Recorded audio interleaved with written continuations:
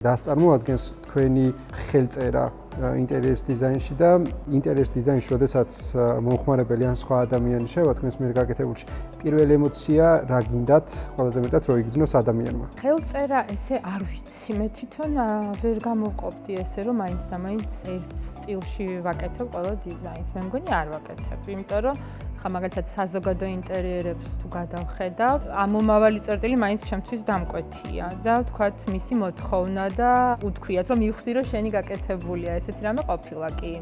მაგრამ ქართულ ელემენტებს მაინც ვიყენებ ხოლმე და მიყვარს რაღაც ეს ავთენტურად გამოყენება ჩვენი რაღაც ძველი სტილის არა, მაგრამ ელემენტების ჩართვა ძალიან მიყვარს.